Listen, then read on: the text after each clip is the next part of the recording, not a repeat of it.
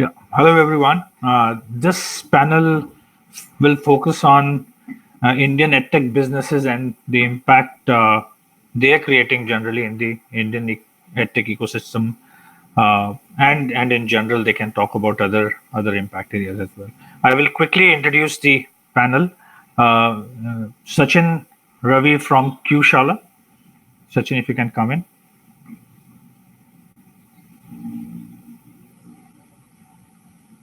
Welcome, Sachin. Sachin, we can't hear you. Can you just switch on your audio? Hey, Manish, can you hear me now? Yeah, hi. Yeah, we can. Abhishek Singh from Schoollog.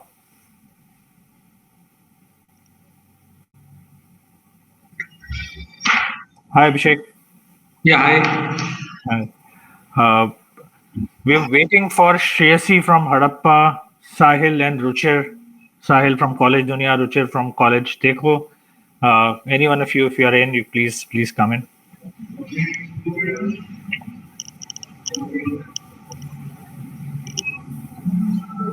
I think they're trying to get in. This virtual system is taking time for people to log in. But I think what we can do till they come in, we can actually begin our conversation. The agenda, is pretty simple, straightforward. All of you are deep into it. You are an edtech entrepreneur. You have an edtech company running it. And for sure, there has been change in the edtech ecosystem and landscape. Let me quickly introduce Ruchir from Collegedekho. Ruchir, welcome. Hi, Manish. Yeah, hi.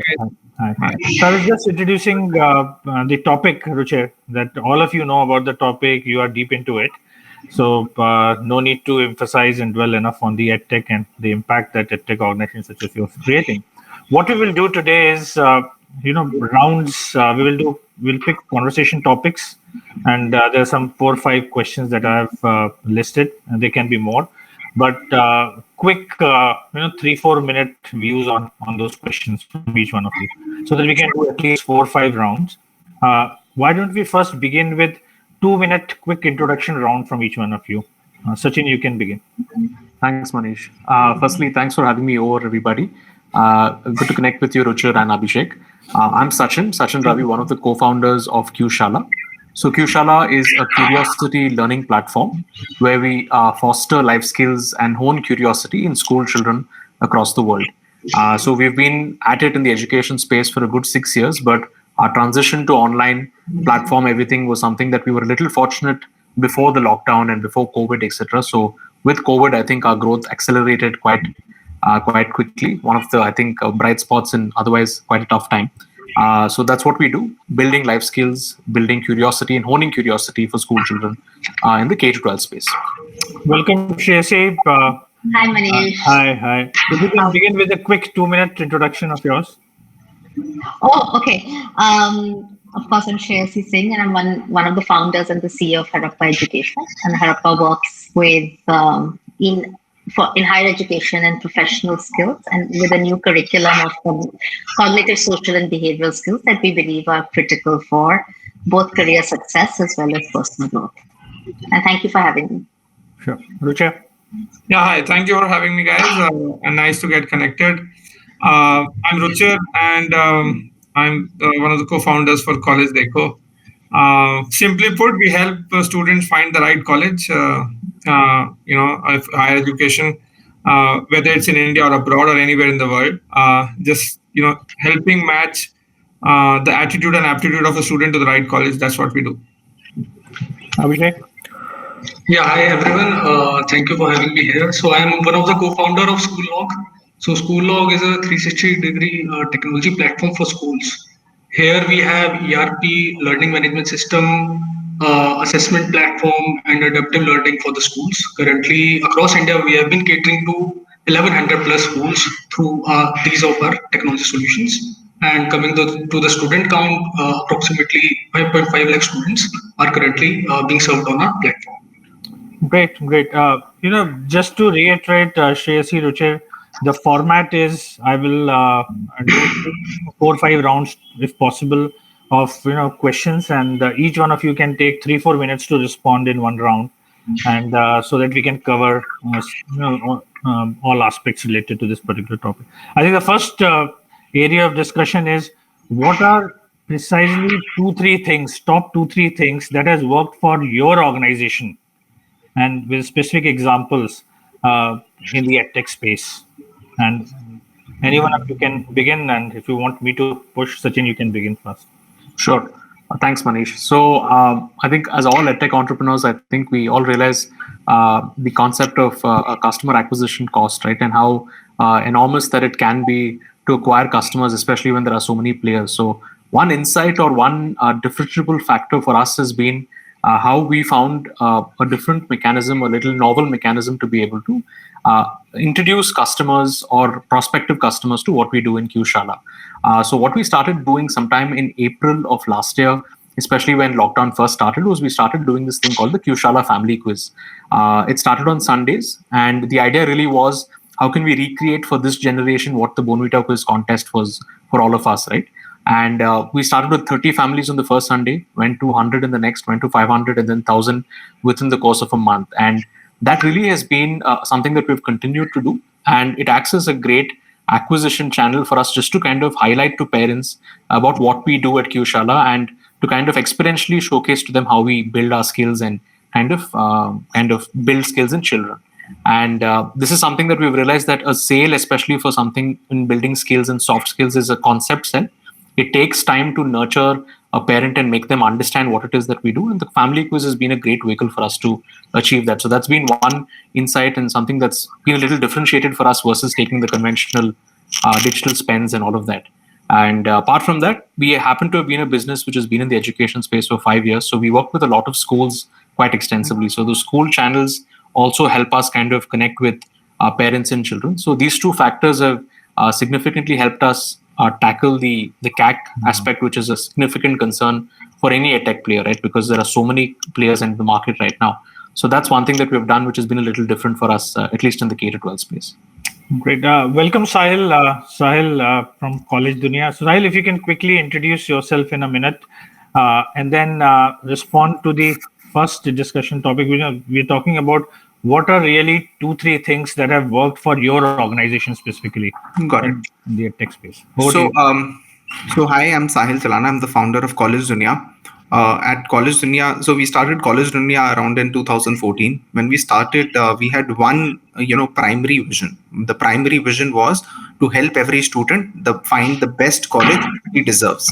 So basically, if, let's say I'm an 80 percentager or 75 percentager, we at CollegeDunia should be able to find the best college for you.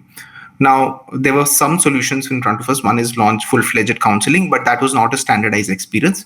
So we invested massively on the product side, which is we invested very heavily in reviews. We are, now number one reviews website in the country. We invested massively in ensuring that every college has its, fee structure detailed. We ensured that there is a massive amount of content on admissions, placements and everything else. We continue to do that. And because of which we became one of the leading, college search engines in the country. So this is our, journey as of now. Regarding, somebody was mentioning about customer acquisition cost. So we never had a lot of cash. We never raised a lot of venture capital. So we only had one option to acquire all the users organically. And that was the only thing which was there in front of us. So if you ask me about customer acquisition costs, I'm not an expert in terms of acquiring them through other marketing channels because we've never had formal marketing budget. We've never had the cash for it. We've been profitable for the last 5-6 years, and whatever we make, we invest back them in investing in content and more reviews, because we believe that's more like an Amazon cycle. You invest more in content and there is a virtuous cycle which happens. So this is our philosophy at CollegeDunia. This is how we've always worked. Sure. Abhishek, what has worked for you? Top 2-3 things, yeah. Top two, three things in the COVID times, if I say. So basically, we have a division that caters to coaching institutes as well. That is any teacher who wants to teach online. So we were making our learning management system for them since a year. But it was bound to launch in the month of June 2020. But we saw this COVID is coming, and in the February month, we all aligned to a decision that we should complete this thing by 1st of April. So all the ERP and all the modularities that we were working on, we stopped all of them altogether, and we started focusing on LMS. So by when the COVID hit the country and the schools went online, so we had a product that was ready in itself, via which online classes and everything, the hybrid learning can be done. So that is the main thing that worked for us, and it was a break or make moment for us. If we didn't had product back then in the month of April 2020, I guess I wouldn't have been discussing with you people in this. Sure. Shreyasi, how about you? It's a pretty big question, but let me limit it at least to the last 9-10 months and in this financial year. I think the one thing that has worked for Harappa since we started, and certainly the last 9-10 months, is innovation on curriculum. So I think, our conviction is really in the curriculum that we have innovated on, both in the curriculum framework itself that we teach, and which I feel like is beyond the system. So this curriculum, our curriculum framework of cognitive, social, and behavioral skills does not exist in the formal higher education system. So you are using a technology-driven platform to offer a new kind of curriculum rather than sort of, nationally mandated curricula on subjects that exist, and then technology comes in to make one-on-one coaching, tutoring, or better quality material. So I think that's one thing that's worked for us. And I think having a very strong perspective on why we think that curriculum is important, and then having built that curriculum ourselves, especially in the higher education and professional learning space, most of our competitors or other players in the market have worked with institutions or universities and brought that kind of curriculum. I think we said that really as founders, our love was with the curriculum and the content. And now all our content is our IP, and everything is something that we built, which is a pretty massive impact even on our revenue model.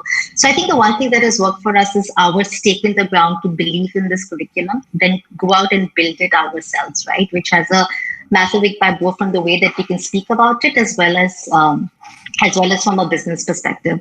The second thing that's worked for us is, I think what I'm proud of is the biggest thing is we understood when we were starting that one of the holy grails of online learning is really true learner completion and engagement, especially when it comes to asynchronous self-paced courses. And we said, listen, that's the problem to solve really. You can build great content, which is tough enough to do because it's like you're a production house building amazing digital content. But really to get people excited and then to have them finished, because what learning outcomes will you get if somebody doesn't finish your course? So I think we went into this using behavior science to say really as for adults, which is, we work with professionals and adults, learning is not about knowledge. Learning is about action. You must be able to learn and do and demonstrate that behavior. So we really went down, really nerded and geeked out in behavior science as a body of work and how and have been able to use that and create what we call an internal nudge engine to drive very high completion, especially for our paid learners, both for our campus learners as well as our professional learners, up to the 80% of course completion and program completion. So I think that has really worked for us. The third thing that's worked for us, and I'll stop after the third, is we haven't wasted the crisis. I think, we're such a new company and such a young company, so most of our life as a company out in the world has been spent in the wake of the pandemic. We started as a B2B company essentially to say we're going to work with campuses and we will work with corporates and bring our curriculum to them and sort of through programs. But we realized that we didn't want to lose out on the traction and the adoption of digitalization that was happening, especially from March to June last year, right? When everybody was at home and had nothing to do. So we started consumer overnight. We were not in e-commerce enabled websites. So we had to sort of do everything. And there, the one thing that we did right is sort of the top of the funnel, how you build a course in our lead habit, right? We have 25 sort of skills that we teach. And one of the skills that we teach is embracing change. I think our instincts backed us. And even before India went into lockdown on March 22nd, 2020. On March 16th, 2020, we said, listen, we're just going to make the Embracing Change course, which has concepts from grit, setback, and resilience, free for everyone. Because, we're a brand and a company about learning at the workplace. And if the workplace is being disrupted like never before, and we must offer something as an experience. And that was a course that people have told me, even internally, our teams had told me, Shreyasi, this is such a flaky, fluzy course. Yeah. What is this course we are building on grit, setback, and resilience? We've had 230,000 learners take that course. More than 20,000 have finished that course. Out of this 20,000, we have a course feedback rating of 4.5 out of 5 of that course, right? So I think that one course, and then because of that course, because we put that number to say we want to get 100,000 people, we had to do so many footages. So I think the Embracing Change course for me, and the resonance that it had emotionally for our learners, as well as what it helped us do as a business, is really something that worked. Interesting, very interesting. Ruchir, how about you? Yeah. So a few things I know. What I've heard is very impressive.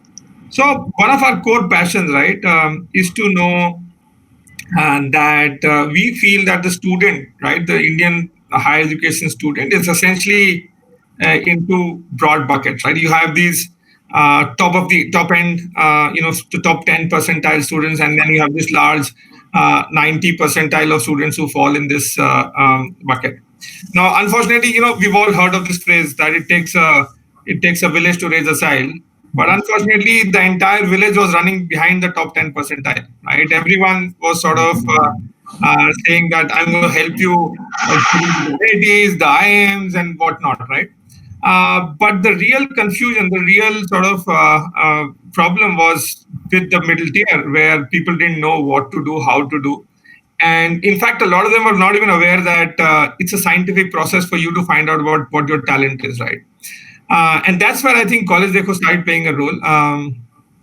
We started with a passion how do you best fit a student to a college and a course, right? Because a lot of these problems of employability and demographic dividend versus demographic balance, imbalance I don't think it comes after graduation. I think it comes much before you start going to the college, when someone who was sort of maybe did their engineering in 90s and they had a great time, also want the kids to do the same thing. And that's the passion that we started working on. And that's worked very well for us, especially around the pandemic, because we've seen a huge uptick of people started believing in the online media and talking to us. We've had, so the approach towards institutionalizing this bit and the IP that we've developed to sort of finally do this is what worked for us. And if I sort of put this in numbers, I think we would have helped roughly about 100,000 students till date to find the right college, the right fit, right? And maybe 200,000 plus applications on the platform. But the core belief is that how can we keep helping and keep becoming this better? Because we think, in India, India is doing about 14 lakh engineers or 10 lakh engineers every year. And, unfortunately, we can't, right? No country can absorb 14 lakh engineers. So that's the vision. And that's the premise that we started with. And especially around the last 8-10 months, when the pandemic situation happened, when all other avenues of, visiting and the traditional media sort of tanked in a way, it really worked well for us to get students and to help them. Great. So I will keep coming back to this top 2-3 type of questions, So my next question is, what are top 2-3 things that has really not worked? You tried hard, but you are not able to change it. So what are those top 2-3 things that you are not able to change? Sachin?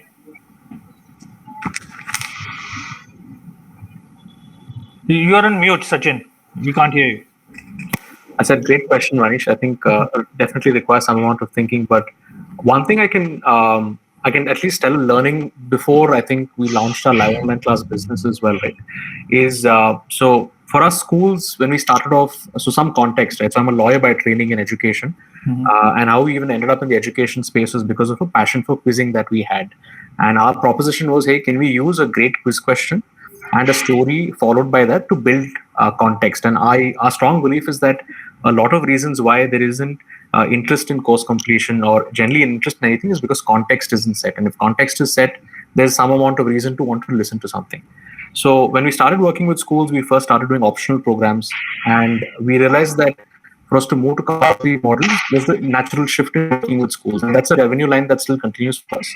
And we have agreements with schools across the country where we have our curriculum, which is school curriculum focused and skill focused that we run.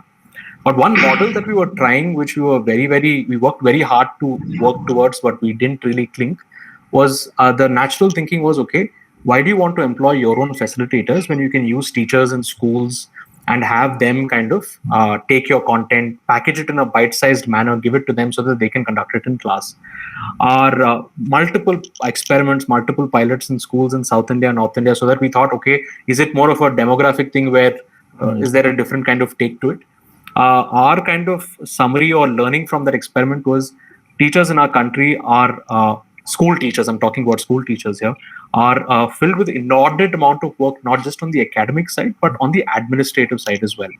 And for us to ask them to take on something else and add it to their workload, you might have a certain populace of teachers in a school who might be very interested because they feel like, hey, this is great. But to see that behavioral shift across multiple teachers was a problem for us. So we then decided, okay, I think let's give teachers our offering the way they like it, but let's not take the teacher route to kind of scale this. Was one experiment we did. And after that is when we started doing online classes. And I can tell you, I think as Shreyasi mentioned, exactly in mid-March, right? Before mid-March, we started doing online classes from October 2019. And I can tell you that the first 20 minutes in a call with a parent, I would spend 10 minutes helping them understand how to mute and unmute in a Zoom call. That's where that was the challenge. But I think post-March, we had a lot more success. Of course, the adoption became something that all of us kind of, I think, leveraged, right? So that was one big thing that we saw. Trying to leverage teachers to scale was something that that our experience was that it wasn't something that we were very successful at. And hence we decided we'll take the B2C route, even if it's online, even if adoption takes a lot of time. But of course, it kind of accelerated last year. So that's one thing that didn't work and how we kind of worked around it. Interesting. Abhishek, how about you? Things Sure. So there was a thing which was not at all working for us, irrespective of the effort that we put in. But due to the COVID, it started working. As in, we had launched our assessment platform that was powered by AI and ML in 2019, early 2019, and we had been pushing that assessment platform into schools in the whole year of 2019. Sorry to butt in, Abhishek, but you'll have to focus on during COVID also, what are things that has not worked? So obviously a lot of things have started working during COVID time. So we're not. But this question is all about what is still not working. What is something that you're not able to change? So a lot of things have started working. So we're not talking about. So okay then. So I'll tell you the scenario in tier 2, 3, and 4 cities across India. So basically, what we all think is that online learning or hybrid learning is the future, blended learning is the future, and it is here to stay.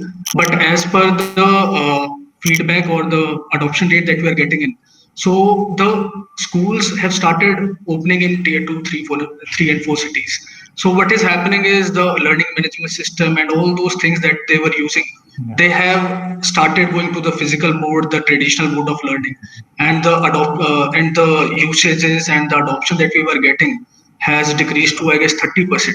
So we were of this fact that it is here to stay and it will become mainstream, but in tier 2, 3, and 4, I guess it will take another 3 to 5 years to become a mainstream, as in people would teach in blended or hybrid learning, but till at this moment, it is not the case. Yeah, I think good insight. Sahil, how about you? So there are a couple of things. The first is that we launched our study abroad business in the same way we started CollegeDunia. We thought that we'll go to colleges and they'll start advertising with us. Did not happen. We launched counseling services and all online. Now, typically what happens is that you go to an offline consultant, especially if you're going abroad. We are yet to see that behavior change, but I'm very sure in the long term we'll be able to crack it. But I think early days. The second is we always had the dream. My first startup also failed. It was called Get My Form. We wanted to have one stop. It's more like Book My Show. That is for all the colleges. Now, obviously, there are some advertisers for which we wanted to have one form wherein you just have one form, you apply to all the colleges. We have some, we have about 200 or 300, but I think the long-term challenge is that we are not able to get the prime at, the ones for whom the forms are filled, let's say the IITs and IIMs. That is the day I think the one form dream will be actually coming true. So I think that is still some years away, when we are able to get that or something like that. So these are the two biggest challenges which we have seen. I'm sure we'll have and some. Sahil, is a follow-up on the reviews front. Are there anything that is everything has worked that you have tried from a product feature perspective, or there are some of the things we have had a lot of controversy around it. We've had cases filed against us in courts because so even if we have a pending case against Punjabi University because of which we have to delist. There are funny things which happen, like courts and the cyber crime does not understand. They one of them was supposed to jail me also, so I've received that mails also from Chandigarh. So there are interesting things which have happened to us because the reviews are controversial. And nobody wants one bad review. It's more like the Indian government, let's clamp down on free speech. So so they and what happens is, see, one we had a website which was delisted because one guy, it was a recruitment website, like we operate for the aspirants. It was delisted because one guy thought that there was one date which was wrong. They sent a mail to GoDaddy and that was delisted from GoDaddy for a couple of days. So there are funny things which have happened to us, but I would love to stand tall and just go. Shreyasi, about you? What hasn't worked? So I think the one thing that we call ourselves an online learning institution and never an edtech firm, and I think we take each of those words very seriously. And the institution part of it is really to say that what does a great institution do? A great institution has committed learners with transformational learning impact, right? So we're very outcome oriented, at least aspire to be it with our curriculum. And given the kind of curriculum that we have, it's a challenge with any medium, offline or online, right? Some things are pedagogical challenges, whatever you do, and the art and science of measuring outcomes is really one. And there's sort of almost a hierarchy, almost like a Maslow's hierarchy of how you measure outcomes. There's one about acquisition of the skill, then there is obviously demonstration of the skill, then there is that it becomes a habit, right? So there's a longitudinal, you have to keep with the learner to do 3 months, 6 months, 9 months. When do you stop to say, hey, they've learned for life, and can you ever stop, right? And then there's a professional outcome. Great, you learned skills, you're practicing them, they've become a habit. So what? Did you people still want that tangible outcome to come out of the so what? I learned to negotiate better. How do you even, for the learner to articulate that, listen, I did a thinking critically course at Harappa, right? Can the learner also connect that, wow, I'm a better critical thinker, and hey, I'm a better critical thinker, and I'm a better critical thinker because I did the course in Harappa. So I think that whole outcomes logic and really being able to truly measure it without anybody sort of being able to question it, I think that is still something that we're working on. It's a great intellectual problem to solve. So it's a fun problem to solve, but I just wish it would get solved faster. And I think that is continue to be a challenge. The second is, and I think that's the other thing that sort of we certainly believe in at Harappa, true innovation in learning is not data, and the true innovation in learning is cracking motivation, right? Or I'm helping learners almost, like they say, dar ke aage jeet hai, like your actual growth is you being able to beat your own inertia and motivation.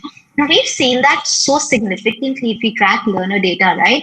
So say if somebody starts the course, is the inertia to start the course is the biggest. And then if somebody finishes till 25%, sort of the endowment effect or whatever you call it, or the sunk cost fallacy kicks in, people will finish. But that, I just wish it was still easier to get people to start the course and get to 25%. And I don't think that works perfectly. And we actually have to spend a lot of energy and effort to get that going. So that's the second thing that has, not working or has just takes like a lot of blood, sweat, and tears to do. And the third is content production. Given that we are building our own content library in COVID specifically, I don't think we have found it, at least as a company, the way to create and we have very, high quality aspirations, enough pace of net new content being created, quality of net new content being created, and innovation in content formats. Like, I mean, if there's anything that, I would have sleepless nights on more is, hey, how can I, because that's the asset that you, monetize or bring to learners or whatever, is I just don't feel we're creating new content fast enough. We're not innovating on new content formats. And that engine isn't still firing the way that we need it to or would like it to. So, follow-up question there, Shreyasi. Where are you vis-a-vis consumer customer mindset about looking at 21st century skill as an important thing, beyond curriculum, beyond degrees, adding value? Consumer perception. Do you think some needle movement has happened, or it's a significant hurdle still now? So I think, interestingly, I think we were prepared to do much more of evangelization of this curriculum that we've needed to do, especially for the decision makers, both in campus as well as in corporate. I think even in the campus, I think that there is growing understanding both in the administrators, right, the education administrators as well as the students, that especially in undergrad engineering colleges, the gap in sort of employability and these skills is so well articulated and well understood that people might not be able to sort of say break the bank to invest in it.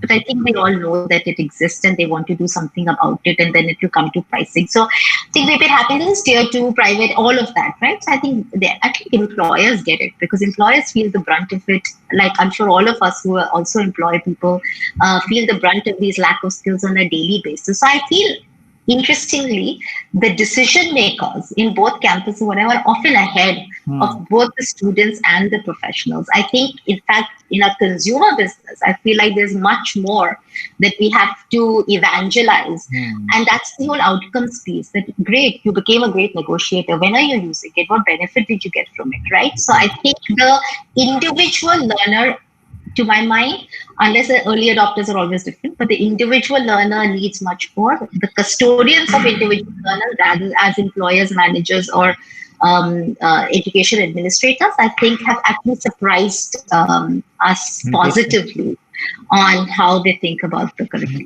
Encouraging. Yeah. Ruchir, how about you? So I think that's for me, that's a biggie. I think if I had to put it in one line, I think whatever we are today, I think at some point in time that didn't work. We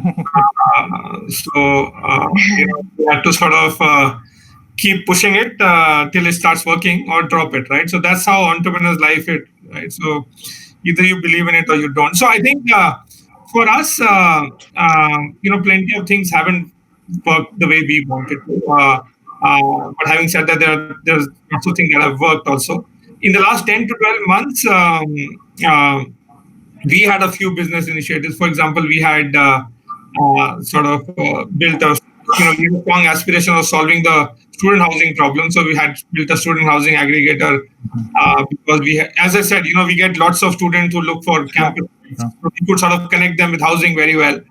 And suddenly COVID happened and all houses were closed. And also, like Sahil said, we also invested heavily on the abroad business. Unfortunately, again, COVID and travel sort of, it hasn't killed that business, but it sort of didn't look very bright for that business. So these 2-3 things didn't work very well. But, let me end by saying the first one. I think whatever we are today is because something didn't work at some point of time. Okay. So let's move to the next round. Next round is slightly hypothetical, and slightly relevant, which is I give, imagine all of you are getting unlimited funding and you have unlimited time. What are top 2-3 things you would like to do to your business to take it to the next level? It can be product, it can be consumer mindset, whatever, but top 2-3 things that will take you into different territory altogether. And money and time is not a constraint.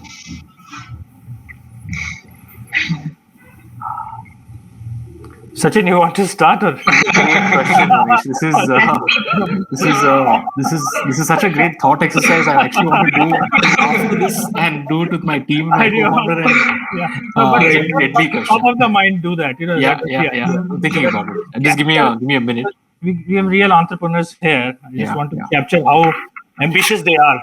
and in their space of Real entrepreneurs can't think without theory of constraints. Like when you don't have constraints, you're like, well, that doesn't really When you say fine. unlimited funding, it's just suddenly. Yeah. I'm sorry, I have problems. You heard my question, right, Sahil? No, I did not, because so let me give it to you. This will give other panelists some time also. So my question is that you have unlimited money and unlimited time, and you have to resolve, do top 2-3 things. It can be on the product side, consumer side, business side, whichever thing you want to do, and you have no money constraint and no time constraint. And so what will you go ahead and do and build? Top 2-3 aspects of it. Now that's the question. Got it. Do I go first, Manish? Yeah. Okay. Again, this is just thought through in the last 2 minutes, so there might be holes to be poked, but I think so be it. Yeah, we won't hold on to this. So I'm asking myself this, right? So if I had all the money in the world, right, what I would do? So the proposition that we're trying to solve for, again, similar to what Shreyasi is solving for as well, is it's a conceptual sell, right? And in this case, we are selling there are two stakeholders. I need to sell to a parent, and I need to sell to a child as well. So I need both of them to be invested. So if I had all the money, I would open up my platform to all the children in the world and give a bunch of courses for them to actually consume for free, right? Now, and if it means, even if it's a legacy course that I have, which is my big ticket course, I'm willing to put it out for free. And because the belief is, if the course is good, if what we believe that we think we can offer is actually achieved, right? I think the network effect or the general, like the showcasing of or social proofing in itself will start happening. So the constraints that prevent me to do it now is, of course, the technology that I need to have for a platform that enables such scale, the amount of facilitator or the amount of content requirement, because we are an asynchronous and synchronous content platform. So I'll need that kind of resource to be able to manage that load. And again, I'm not the last thing I'd want to do is just put more Facebook ads, because I think that's not the way this is going to grow at all. But how can I use more conventional partners and then use that, even if it involves revenue or monetary considerations, build that sort of network and see how we're able to bring more people, like, I think, to the top of the funnel, really. And then the belief is that if the curriculum, which we believe the Qshala curiosity curriculum that we'd like to call, that we've taken 6 years to build, I think that should show for itself for children and for parents. Because I think what every parent wants is everybody wants their child to have a good kind of, something to show for, to be proud of, to kind of take to everybody else. So that's what I would do. I think the immediate kind of response is blow it up, really. Get everybody in the country, in the world, to come onto the Qshala platform. You can get Rihanna to tweet for you, Yeah, I can get Greta Thunberg to do a course. Why not, right? Abhishek? So basically, school ARP LMS assessment is a very busy space. There are a lot of players in this space. Yeah. So a lot of players have tried to build marketplace for schools, wherein students can buy stuff from their LMS app directly, as in they do not need to install 10 of apps for example, taking a course of Harappa education or Qshala, or for that matter, any other course or any other product. So a lot of players have tried to do it, but the school does not want to look like a marketplace. As in, school is a school, they teach. They do not want themselves to look like a marketplace. So if I have all the money in the world, so what I'll do is I'll push a freemium product in the schools, via which they can take our ERP, LMS, and assessment and all those platforms, and we'll monetize this platform via the students directly, B2B2C thing. So that I'll do. Okay. Any one of you? Sahil, Ruchir, Shreyasi? Yeah, Sahil. So, so we get a lot of reviews on CollegeDunia, a lot of them in broken English. And, we have another disconnect wherein the placements don't happen for a majority of the engineering colleges. One of the biggest reasons which has already happened is, which has already come out, is basically the Indian graduates are not employable. Now, they are not employable because of two reasons. Whatever, we are chatting in English, but let's be honest with ourselves, only 4% of Indians can understand what we are speaking. So 96% of us, if Indians cannot even understand what we are speaking, and we're not like Chinese, every conference will be in Hindi. So that's another thing. So one thing, if we had, I would solve for the employability people, which would start with just making it almost free English education, and somehow incentivizing, if I had a lot of money, I'll give cashbacks to people. Just a Flipkart deta hai to actually learn English. I was looking for that. Yeah. Actually pass a certain stage. Yeah. Because let's be honest, let's say anybody who's cracking 99% percentile in CAT or whatever it is, the stars, let's understand that they are coming from privileged backgrounds. I know that I am coming from a privileged background when I can speak in English and I have the access to the best publications, the best of the scientific publications in artificial intelligence or whatever it is, will not be written in Hindi, let's be honest, or Sanskrit or whatever. They will be written in English. They'll not even be written in French. So there's no fun, learning the Italians and the French of the world if you really want to be employable. Unless you want to be, some, labor restaurant there. So I would solve for, giving massive amount of cashbacks. I would want the whole of India to learn English. Yeah. Just making them English will raise our service employabilities to the next level. And I think we as Indians can be the office of the world. Office of the world is, a general vision. I think that can be solved. They can take. Yeah. Ruchir? I have a little bit of a different sort of view here. I think I said this earlier that I don't think employability problem starts when you start studying or after graduation. I think employability problem starts in class 8th or 9th or 10th, right?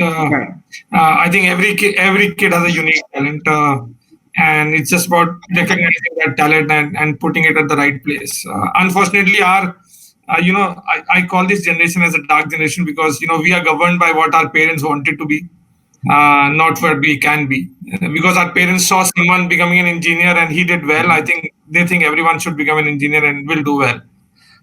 So it's sort of diverting from that. But if I had the money, I think the first thing that we do is to sort of take this passion and say, the phrase that I started with, that it takes a village to raise a child, but the entire village is running behind the top 10 percentile, right? So, and this problem is not an Indian problem per se. It's the same problem for a parent sitting in Mexico City or in Ghana or in Philippines or in Manila or maybe in Japan, right? And unfortunately, I think in this entire race, parents who are decision makers are the lowest, right? They are like the turtles. And decision makers and Edtech players are like the hares, right? Faster than what parents can understand. So I would sort of take all that money and make sure I educate the parent, across the world, and say, forget about what you did. Just unlearn that.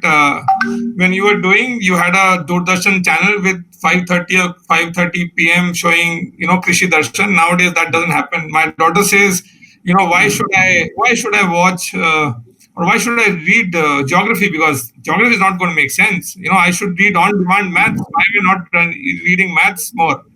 And why is my school constraining me to reading maths, right? I should read more maths. I don't want to read geography. How will it help? So the generation is changing. However, as I said, the turtles are the parents, right? So if I had the money, I would take that money and educate the parent and tell them that the world is very different from what it was some time back. Great. I think good use of money there. Shreyasi? I think three things probably. One, on content. I think I certainly have a great belief in asynchronous on-demand content being very, very powerful as a way to scale learning. And, I think we over-index that we only learn in live one-on-one sessions with teachers. Hey, where are you going to get enough great teachers to be able to teach everyone that India needs to learn in India? And I think we all have been inspired by poetry, music, books, movies. They didn't happen in front of you, right? In fact, in imagination. And certainly, I'm like the biggest podcast junkie, and everything that I've done to build Harappa, I've learned through podcasts, whether it's a UI, UX product, B2B, SaaS, everything, right? So I think I would just spend a lot of money in multi-format kind of content. Like I would really amp the quality on incredible quality of content that can feel truly immersive, because and I think that the fact is this generation is brought up on OTTs and Amazon and Hotstar and whatever, in the garb of education and learning. You can't give them poorly produced content. Then subliminally their mind rejects it, right? So you need to almost get that class of production quality to be able to really make amazing content that can scale. So I will spend a lot of money on that, and work with the best cinematographer, musicians, script writers to do that. Second, on a product and tech perspective, what I do is, can we get open-ended responses to how can I grade them, direct rich grading in real time on open-ended? It's like negotiation, leading self, right? We can't MCQ the hell out of that, right? You do need people to respond. And we have, at Harappa, the platform right now, we have the ability and the tech capability for people to submit responses in audio, video, PDF, other formats, but we don't yet have the best capability to be able to grade that in real time and give direct and rich grading. So I would really certainly spend a lot of money on cracking that problem.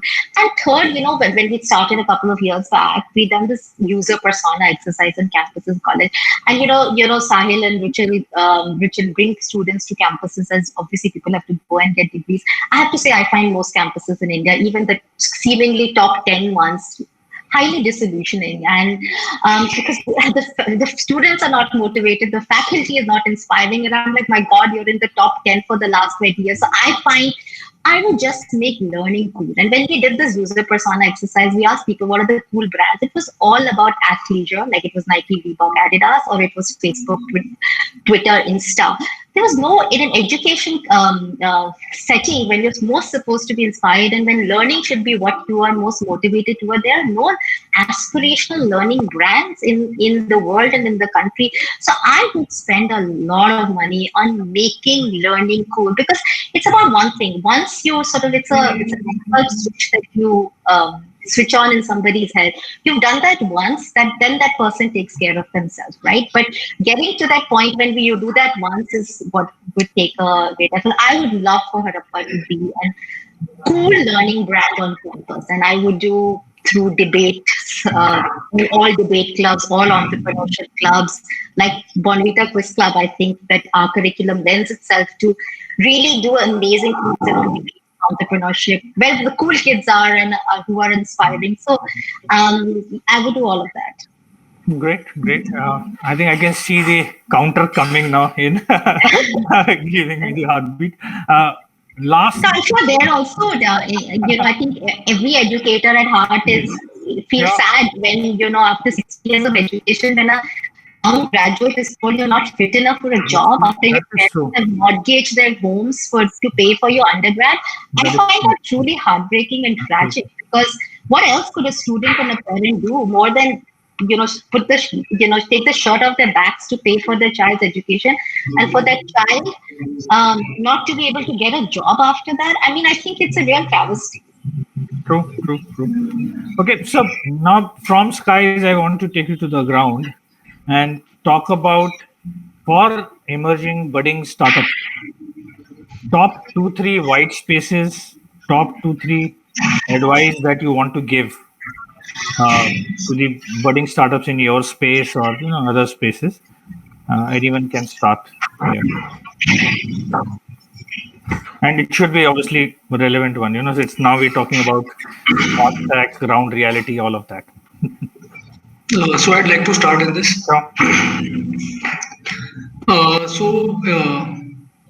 There are roughly, I guess, 28 crore students studying in schools and colleges across India. So each of us Edtech players is trying to get into their mobile phone via some way or the other.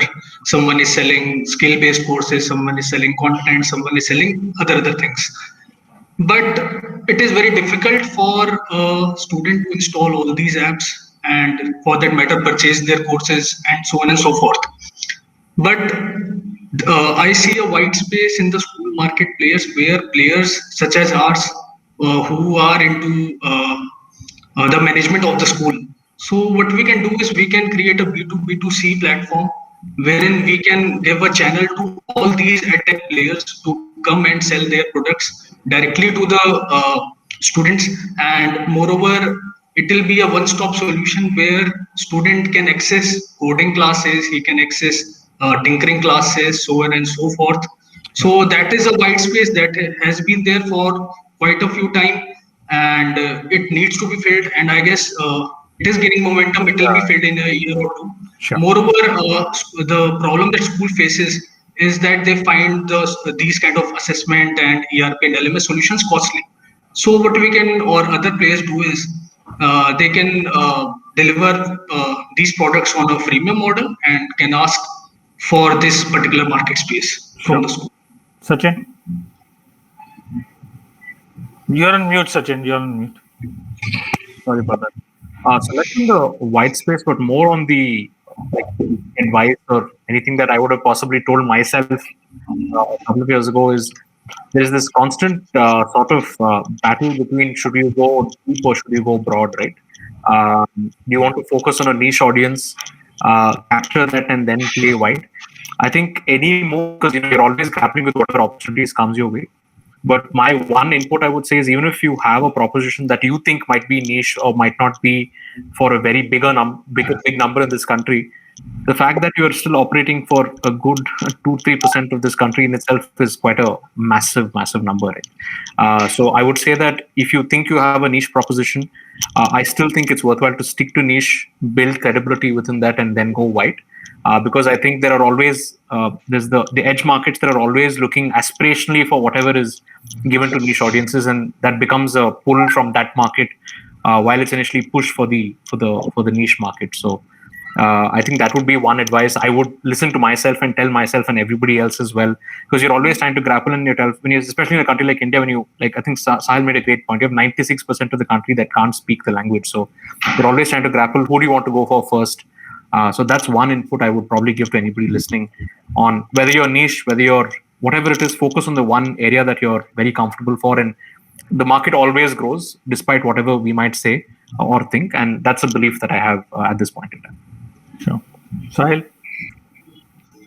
One question, like the white spaces for entrepreneurs or general spaces? Something, what are the white spaces that budding entrepreneurs can focus on? And any other advice, anything that you want to say to the budding entrepreneurs? Edtech entrepreneurs, right? Yeah, I think so. In terms of white spaces, I think there are white spaces in everything, like employability, learning. In test preparation, there is a big disruption going on. So I think when I say this, I think India already has 2 or 3 unicorns in the education space. I think we'll have much more. There will be white spaces in almost everything. I think it is open for innovation. There'll be white spaces in things which I only don't even know. I mostly have operated in the college learning space, now study abroad. These are the spaces which I understand. There's a lot of work to be done in school space, like Abhishek, and Sachin are doing. So innovate learning methods, and the next white spaces. I'm not the best guy for a lot of spaces. No problem. Ruchir? It's for the entrepreneur. Sorry for cutting you. You want to complete your point, Sahil? No. Yeah, Ruchir. Yeah, so I think I don't think anything that we do in this country or we can think of anything in this country can be niche. Whatever slivers that you put, you'll find 5 million people sort of fitting your business plan, right? So it's just that the kind of scale that we are used to is maybe it's mind-boggling, and sometimes it's more than the niche business plan can have a fitting audience which is more than the population of half the world, right? Or half the countries in the world. And in education and everywhere else there are white spaces, and I'm a firm believer that white spaces are sort of result of your personal experiences. So let me give you a one that I have very close to my mind, my heart, and I would like to see a very simple, elegant time management app between me and my daughter. If we can do that, that'll really be sort of awesome. But the only advice that I have for entrepreneurs, and a lot of people call us and a lot of people guys, is before you really take a dive, just spend an extra minute on debating what you're getting into. Yeah, because a lot of times you figure out that what you got into is not really the right thing, and you wasted about a year of your prime life. So just take a minute, take a pause, talk to 10 people, take their advice, and spend that extra minute on sharing that vision before you dive into it. That's the only advice that I have. Otherwise, I think, yeah, all good. Sure. Shreyasi? You know why? I think, like somebody said, in India, I think across the journey, the education system is so broken and so ill-equipped and so underserves our needs as a country so much that there are so many things to fix. And I guess that's a privilege of being an entrepreneur in India right now. You know, you pick up any rock and under it is like a whole mess to solve. So there are many. I agree with Sahil. I think he said that. I mean, I think English is a great currency for, because the vocabulary and language of work, right? Whether it's tech product, anything in medicine, you know, that body of knowledge really exists in there, and that vocabulary gives you access. So I think. Something to learn. Well, in terms of advice for entrepreneurs, I think two things which can seem contradictory, but they're not. I think you need to know why you're getting into it. Why do you want to be an entrepreneur? And I think be really honest. Like, for example, I 3 years back wrote sort of a personal vision statement for myself, which seems like a very narcissistic activity to do. But given that I was not a 25-year-old founder, and I was doing this after having a whole career otherwise, and it was sort of a mid-career move, I needed to have the clarity and conviction, right? And I wrote in a one-line sentence to say that, listen, I want to do this because of 3 things. I want recognition. I don't want to be a hidden, unsung hero working tirelessly and don't get that. And I want to work on something which has the potential for scale, and that it's success and potential for impact, right? And then that framework really helped me. And that scale was also to say, honest, listen, I also want to be able to create personal wealth for myself. I mean, I think you have to be able to confess some of your motivations to yourself, because there's so many pathways now. There's bootstrap because you're whatever, and there's the virtue of doing that. Then there is a saying, listen, I want Harappa to grow. It doesn't matter how much equity I have, and if I can get external funding, but build it to the vision that I have for it. That's the right approach. And that's so many decisions that I've taken for sure for Harappa and for myself connected to Harappa, that one line sort of personal vision statement I have has been a great guideline and a guide to help me. So really, why do you want to do it? If you want to do it to create wealth, do it. If you want to do it to get the experience because it sounds grand, do it. Just don't fool yourself. Try and fool the world, but don't fool yourself, and know your motivation, right? So I think that's really important. Then the second is, listen, ideas are cheap. Execution is everything, and so you need some skills, and some skills that you're much better at than most other people. I think your teams will also be inspired by 1 or 2 skills that you have that are superlative, right? And then what goes. I think you need to have an understanding. Great. I think just 40 seconds remaining. So I would like to thank all the panelists here. Wonderful insights. And I think it's been a great discussion today. Thank you all. Thank you, everyone.